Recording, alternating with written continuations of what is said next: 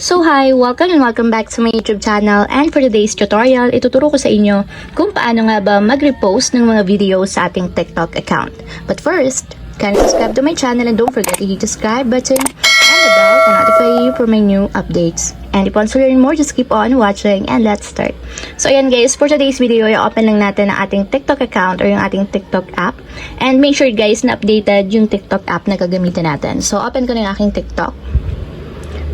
And dito, pwede na kayong mamili ng mga video sa homepage na gusto nyong i-repost. So, pipili lang ko dito ng video.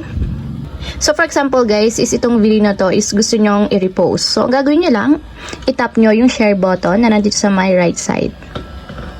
And after nyan guys, kung updated na yung inyong TikTok account, may lalabas dyan na repost button na nandito sa may baba nya. And kulay dilaw guys yung button. So, tatap nyo lang siya.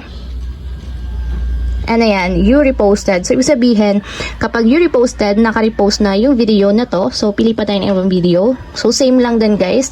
Itatap nyo lang and then repost.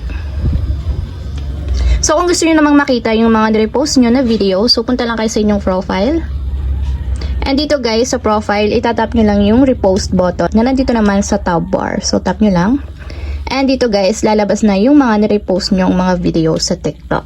So, ayun lang guys, ganun lang kasimple kung paano nga ba mag-repost sa TikTok ng mga videos. If you have a question, kindly comment down below and don't forget to hit the subscribe button and the bell to notify you for my new updates. And thank you for watching!